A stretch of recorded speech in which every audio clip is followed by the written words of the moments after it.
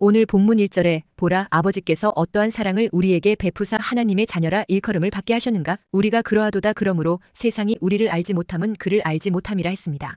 세상은 잘 알지 못하나 우리는 하나님께서 어떠한 사랑으로 우리를 사랑하셨는지 말씀을 통해 압니다. 하나님은 죄로 인하여 죽어 지옥 갈 수밖에 없는 우리를 영광스러운 하나님의 자녀로 삼아주셨습니다. 우리가 알고 믿고 있는 하나님은 완전하고 전지전능한 권세와 영원한 능력과 주권과 사랑과 은혜이신 분이십니다. 그러기에 영광스럽고 존귀하신 하나님, 만왕의 왕이신 하나님이십니다. 바로 그와 같은 하나님의 자녀로 우리를 불러주신 것입니다. 그래서 우리는 세상의 누구와도 견줄 수 없는 엄청나고 대단한 영광과 권세와 특권을 가진 사람들입니다. 우리는 그 누구보다 엄청난 축복을 받은 사람들입니다. 그래서 본문 1절에 보라 하며 탄성을 질렀습니다. 우리가 하나님의 자녀가 된 것이 너무너무 크고 대단하고 엄청나고 위대하고 아름답고 좋은 일이기 때문입니다. 죄로 인하여 죽어 영원히 멸망받아 마땅한 존재가 하나님의 사랑과 은혜로 그 죄를 용서받고 하나님의 자녀가 되었다고 하니 그 은혜가 대단하고 위대하고 아름답고 귀하고 복된 것입니다. 세상에서 아무리 대단하고 위대하고 거룩하고 사랑과 지혜가 충만한 존재라 해도 하나님의 자녀에 비하면 그 가치와 영광이 억만분의 1도 안 되는 것입니다. 세상에서 누가 우리 죄를 없이 해줄 수 있습니까? 누가 마귀 사탄의 권세를 깨뜨리고 우리를 해방시켜 줄 수 있습니까? 누가 우리를 생명의 길, 진리의 길로 안내해 줄 수 있습니까? 설령 세상 사는 동안에 뭐 좀 좋은 것을 가졌다 할지라도 그것은 결국 쇠하여 지고 썩어 없어질 것들이 아닙니까? 더구나 그런 것들만 조차 살다가는 영원한 하나님의 진노를 초래하게 되는 것입니다.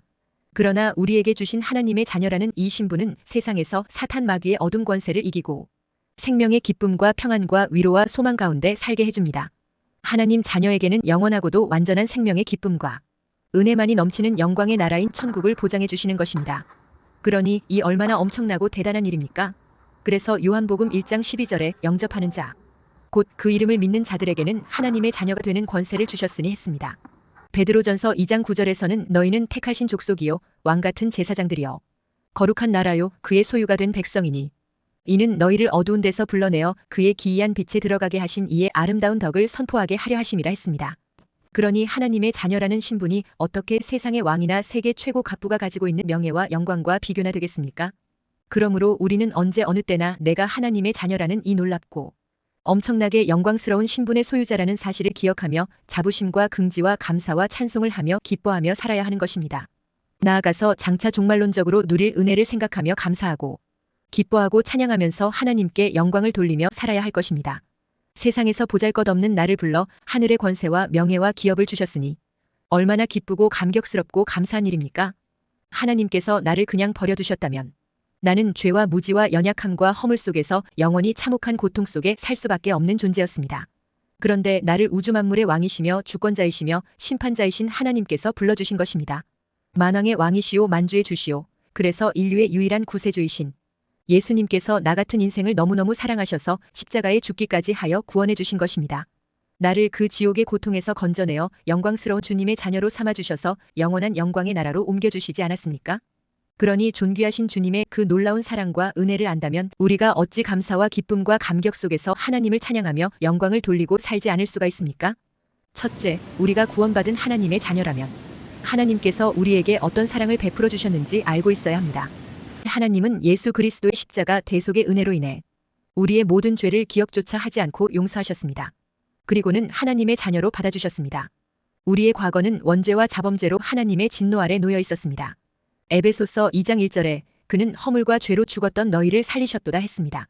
우리가 하나님을 제대로 알지 못했을 때는 세상과 육신과 정욕을 쫓는 사람이었습니다. 에베소서 2장 2절 3절에 그때에 너희는 그 가운데서 행하여 이 세상 풍조를 따르고 공중의 권세 잡은 자를 따랐으니 곧 지금 불순종의 아들들 가운데서 역사하는 영이라. 전에는 우리도 다 그 가운데서 우리 육체의 욕심을 따라 지내며 육체와 마음에 원하는 것을 하여 다른 이들과 같이 본질상 진노의 자녀였더니 했습니다.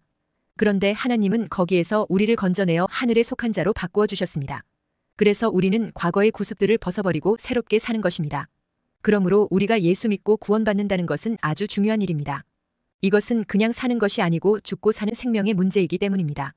구원을 받고 살면 진짜 살아있는 것이고 구원을 받지 못하고 살면 살아도 사는 것이 아니고 실상은 영적으로 죽은 것입니다. 어느 날 어떤 사람이 예수님께 찾아와서 예수님을 따르겠다고 말하면서 부탁하기를 내 아버지 임종이 가까웠으니 먼저 장사하고 따르게 해달라고 했습니다. 그때 예수님은 이렇게 말씀했습니다. 마태복음 8장 22절에 예수께서 이르시되 죽은 자들이 그들의 죽은 자들을 장사하게 하고 너는 나를 따르라 하시니라 했습니다. 죽은 자들이 그들의 죽은 자들을 장사하게 하라고 했습니다. 현대인의 성경에서는 죽은 사람의 장례는 영적으로 죽은 자들이 하게 버려두고 너는 나를 따르라고 번역했습니다. 그러니까 여기서 죽은 자란 영적으로 죽은 자들을 가리키는 말씀입니다. 영적으로 죽은 자란 구원받지 못한 자들을 가리키는 말씀입니다. 우리가 구원받으면 영적인 주소가 바뀌는 것입니다. 마귀의 나라인 세상 나라 소속에서 하나님 나라로 옮겨지게 되는 것입니다. 세상 나라에서는 하나님을 대적하는 마귀의 종으로 살지만 구원받으면 하나님 나라에서 하나님의 아들로 사는 것입니다. 하나님의 아들은 하나님이 주는 것으로 살아가는 자들입니다. 그러나 마귀의 종은 마귀가 주는 것으로 사는 자들입니다. 그러니 살아가는 방식이 서로 다른 것입니다. 하나님께서 주는 것으로 사느냐? 마귀가 주는 것으로 사느냐? 이런 차이가 있기 때문에 세상과 인생과 미래를 보는 관점이 다른 것입니다. 구원받은 자의 삶이란 하나님의 자녀로 사는 삶입니다. 하나님의 자녀는 하나님 나라와 하나님의 입에서 나오는 하나님의 말씀을 듣고 사는 자들입니다. 그러므로 우리가 하나님의 아들처럼 살지 아니하면 우리는 구원받은 자가 아닌 것입니다. 그런데 마귀에게 종살이하던 자가 어느 날 예수님을 그리스도로 믿었다고 해서 갑자기 하나님의 아들처럼 살 수는 없습니다. 그러니까 하나님 자녀로 사는 것이 하루아침에 되는 것이 아닌 것입니다. 그래서 아버지 하나님께서는 아들 예수님을 먼저 세상에 보내주셨습니다. 그래서 그분이 하나님의 아들로 세상에 오셔서 하나님의 아들의 삶을 사는 것을 보여주셨습니다. 그분이 바로 예수님입니다. 이것을 바울은 로마서 8장 29절에서 이렇게 말하고 있습니다. 하나님이 미리 아신 자들을 또한 그 아들의 형상을 본받게 하기 위하여 미리 정하셨으니 이는 그로 많은 형제 중에서 맏아들이 되게 하려 하심이니라 했습니다. 하나님은 예수님을 많은 형제 중에서 맏아들이 되게 하려 하심이라 했습니다. 그러니까 이는 하나님과 새 언약을 맺음으로 하나님의 아들들이 된 자들에게 하나님의 아들의 삶을 본받게 하기 위하여 예수님을 하나님의 맏아들이 되게 하셨다는 것입니다. 아버지 하나님께서 약속하신 새 언약을 우리가 믿음으로 하나님의 아들들이 되게 하셨습니다. 그리고 그 하나님께서는 우리를 하나님 나라의 삶을 사는 하나님의 아들들이 되게 하시려고 먼저 예수님을 하나님의 맏아들이 되게 했다는 것입니다. 그리고 그 맏아들 되시는 예수님을 우리가 보고 예수님처럼 살도록 하셨다는 것입니다. 그러므로 구원은 곧 예수님처럼 사는 것입니다. 그러니까 우리가 어느 날 예수 믿고 하루아침에 갑자기 하나님의 아들의 삶을 살 수 없다는 것을 하나님께서 아시고 맏아들 되시는 예수님을 보내셨다는 것입니다. 예수님을 롤 모델로 삼고 본받아라는 것입니다. 마귀에게 종살이 하던 우리가 하나님께서 예비한 구원을 받는다는 것은 하나님과 새로운 언약을 맺는 것입니다. 우리가 하나님과 새로운 언약을 맺게 되면 옛 주인인 마귀와는 결별하고 아버지 하나님께서 다스리시는 하나님 나라로 옮겨져서 하나님의 아들들의 삶을 사는 것입니다. 그런데 하나님의 아들들의 삶을 사는 것이 하루아침에 갑자기 되는 것은 아닌 것입니다. 마귀의 종되었던 구습이 남아있는 것입니다. 그래서 하나님은 우리에게 말씀을 주시고 성령을 보내주셔서 우리가 하나님의 아들의 삶을 살 수 있도록 이끄시고 도우시는 것입니다. 이제 우리는 우리 안에 계시는 성령님을 통하여 하나님의 맏아들이신 예수님을 보고 성령님의 가르침을 따라 예수님께서 행하시는 대로 행하는 자로 살려고 해야 하는 것입니다. 물론 처음에는 어색하고 힘들 수 있습니다. 그러나 끊임없이 나를 사랑하시고 건져주신 주의 사랑과 은혜를 생각하며 감사와 감격으로 우리 자신을 말씀과 성령의 감동 아래 복종시켜 나가는 것입니다. 둘째, 구원받은 성도는 장차 예수님과 같은 사람으로 변화될 것을 바라보며 성결과 거룩을 추구합니다. 우리를 구원하여 자녀로 삼아주신 하나님의 사랑은 천국만 들어가는 것이 아니라 영광스러운 미래의 우리의 모습을 예비해 주시는 것입니다. 그래서 우리를 구원하신 하나님은 우리가 예수님처럼 성결과 거룩을 추구하는 자가 되기를 바라시는 것입니다.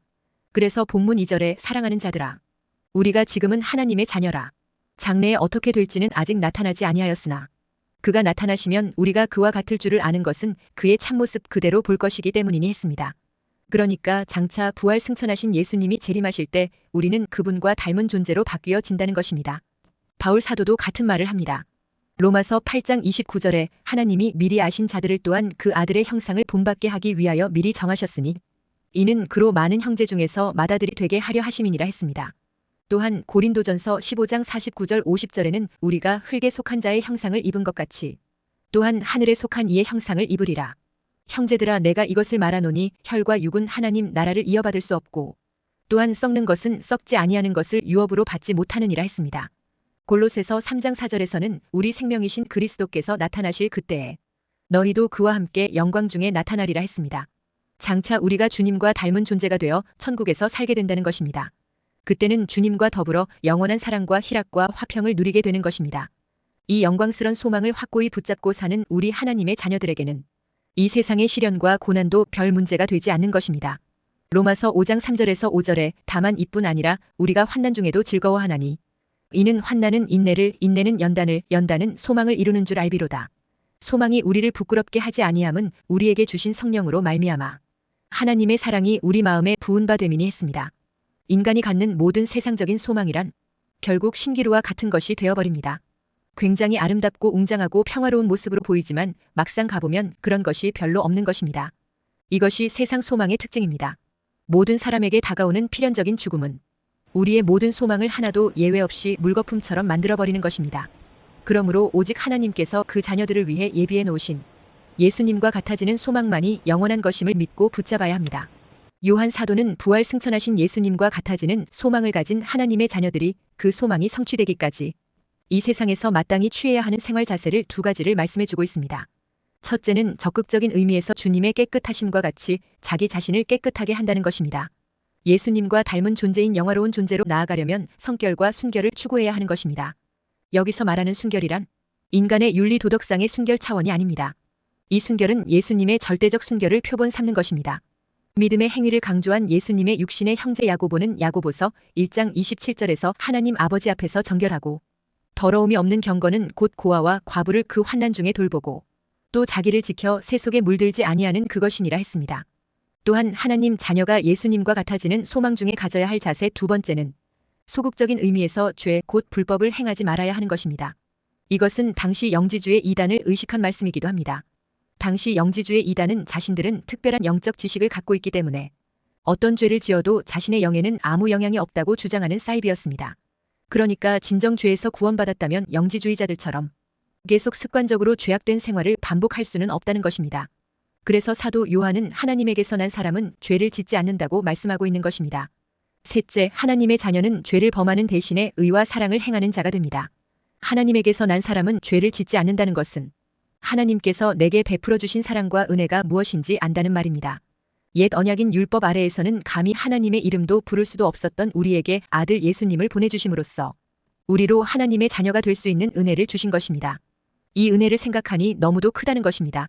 그런데 어찌 또 죄 지을 생각을 할 수 있느냐는 것입니다. 예수님을 주와 구주로 믿는 우리에게 하나님은 자녀라는 신분을 주십니다. 이게 얼마나 귀한 대우인지 우리는 압니다. 그러나 세상은 우리가 하나님의 자녀인 것을 알지 못합니다. 그것은 그들이 예수님도 모르고 그를 보내신 하나님도 알지 못하기 때문입니다. 하나님의 자녀인 우리가 앞으로 어떻게 될지는 아직 명확히 밝혀지지 않았지만 예수님이 다시 나타나시면 우리도 그와 같이 될 것이라고 약속하고 있습니다. 어떻게 이것이 가능하냐 하면 이렇습니다. 첫사람 아담이 죄를 범함으로 말미암아 세상에 죄와 죽음이 들어오고 우리 모두는 죄와 사망의 권세 아래 살게 되었습니다. 하지만 마지막 아담으로 오신 한 분 주 예수 그리스도께서 죄와 사망의 권세를 이기시고 부활의 첫 열매가 되셨습니다. 그러므로 누구든지 마지막 아담을 따라 죄와 사망의 권세를 이기고 영생의 대열에 서고자 한다면 첫사람 아담의 반열에서 떠나 마지막 아담이신 예수님을 믿고 붙잡아야 하는 것입니다. 그래서 첫사람 아담의 후손들에게 베드로는 이렇게 선포하고 있습니다. 사도행전 2장 21절에 누구든지 주의 이름을 부르는 자는 구원을 받으리라 하였느니라 했습니다. 예수님도 직접 엄청난 약속을 주셨습니다. 요한복음 11장 25절에 예수께서 이르시되 나는 부활이요 생명이니 나를 믿는 자는 죽어도 살겠고 했습니다. 이런 엄청난 축복과 약속이 있는데 왜 영원한 사망과 고통이 있는 죄악의 길을 어리석게 다시 들어가겠느냐는 것입니다. 그래서 이런 구원과 축복을 제대로 아는 자는 죽음과 지옥의 멸망으로 가는 죄를 짓지 않는다는 것입니다. 다시 말해 주 예수님을 믿음으로 말미암아 영원한 생명에 대한 소망을 가지고 있는 사람은 누구나 예수님이 깨끗하신 것과 같이 자기도 깨끗하게 한다는 것입니다. 왜냐하면 죄를 짓는 사람마다 불법을 행하는 사람이기 때문입니다. 죄는 곧 불법입니다. 이 불법은 우리를 사망으로 끌고 가는 것입니다. 예수님은 죄를 뭐라고 말했습니까? 요한복음 16장 9절에 죄에 대하여라 함은 그들이 나를 믿지 아니함이요 했습니다. 예수님이 정의하고 있는 죄란 예수님을 믿지 않는 것이라고 했습니다. 이것을 이해하려면 성경이 말하는 죄의 결과를 보면 알 수 있습니다. 성경이 말하는 죄란 하나님과의 관계가 단절되는 것입니다. 즉 하나님과의 관계가 인간의 욕심으로 말미암아 단절되고 그것이 파괴되는 것입니다. 첫사람 아담이 불순종의 죄를 범했을 때 하나님과의 관계가 단절되고 말았습니다. 다시 말해 하나님께 버림이 되었던 것입니다. 그러자 인간의 영이 하나님과 관계가 단절되었고 그 결과 영이 죽게 되었습니다. 영이 죽게 되자 인간의 육체는 그때부터 저절로 힘을 잃고 서서히 쇠퇴하면서 연약과 고통과 실패와 질병과 함께 육체가 무너지는 결과가 왔습니다. 그러니까 죄는 인간 생명의 근원이 되는 하나님과의 관계가 단절되게 만들어 죽게 되었다는 것입니다. 그러므로 예수님이 마지막 아담으로 오셔서 인간이 하나님과 단절되어 죽게 된 문제를 해결하러 오셨던 것입니다. 그게 가능한 것이 예수님은 죄가 없으신 분이기 때문입니다. 그런데 왜 예수님이 죄가 없다는 것입니까? 예수님이 우리 인간의 혈통을 따라 나지 않아서 그렇다는 것일까요? 아닙니다. 본질적으로 예수님은 하늘, 즉 하나님에게서 나신 분이기 때문입니다. 즉 하나님과 단 한 번도 관계가 끊어진 적이 없으신 분이기 때문입니다. 이런 좋으신 예수님의 은혜를 늘 입기 위해서라도 우리는 하나님과 예수님과의 관계를 단절시키는 죄를 지으려고 하지 않게 되는 것입니다. 그래서 예수 믿고 하나님께로 난 사람은 죄를 짓지 않는다는 것입니다. 부활이요 생명이 되신 예수님의 은혜를 늘 공급받는 좋은 자리를 지키기 위해서라도 우리는 죄를 선호하지 않는 것입니다. 요한복음 6장 56절에서 58절에 내 살을 먹고 내 피를 마시는 자는 내 안에 거하고 나도 그의 안에 거하나니 살아계신 아버지께서 나를 보내심에 내가 아버지로 말미암아 사는 것 같이 나를 먹는 그 사람도 나로 말미암아 살리라. 이것은 하늘에서 내려온 떡이니 조상들이 먹고도 죽은 그것과 같지 아니하여 이 떡을 먹는 자는 영원히 살리라 했습니다. 날마다 예수님의 엄청난 생명의 은혜를 누리고 공급받기 위해서라도 우리는 죄를 멀리하게 된다는 것입니다. 다시 말해 그리스도 안에 머물러 있으려는 사람마다 죄를 짓지 않는다는 것입니다. 그런데 예수 믿는다고 하면서 죄를 짓는 사람은 아직 예수님을 잘 알지 못하는 사람이라는 것입니다. 그리고 영적 실상을 잘 알지 못하는 자인 것입니다. 죄를 짓는 사람은 마귀에게 속하게 됩니다. 왜냐하면 마귀는 처음부터 죄를 짓는 자이기 때문입니다. 마귀는 의로운 하나님과 아무런 관계가 없고 또한 하나님의 의로움을 싫어하는 자입니다. 그래서 하나님의 아들인 예수님이 이 세상에 나타나신 목적은 그 마귀의 일, 곧 끊임없이 우리와 하나님과의 정상적인 관계를 틀어버리려고 하는 그 일을 멸하기 위해서 오신 것입니다. 그런데 내가 예수 믿는다고 말하면서 마귀의 일인 죄에 빠지고 가담한다는 것은 믿음의 기본도 모르는 처사인 것입니다. 그런 의미에서 예수님을 믿고 하나님에게서 난 사람이 된 자는 누구든지 죄를 짓지 않으려는 자라는 것입니다. 왜냐하면 하나님의 씨 곧 진리의 말씀이신 주님이 그 사람 속에 있기 때문입니다. 그래서 그는 의도적이며 주도 면밀한 마음이 되어 죄를 지을 수 없다는 것입니다. 그는 이미 하나님에게서 났기 때문입니다. 그러므로 죄를 대하는 자세와 중심에서 하나님의 자녀와 마귀의 자녀가 확연히 다르게 나타나게 됩니다. 그러니까 의를 행하지 않는 사람과 믿음의 형제를 사랑하지 않는 사람은 누구든지 하나님에게서 난 사람이 아니라는 것입니다. 형제를 사랑하고 죄를 멀리하고 거룩과 성결을 추구하는 믿음의 사람이 되시기를 축원합니다.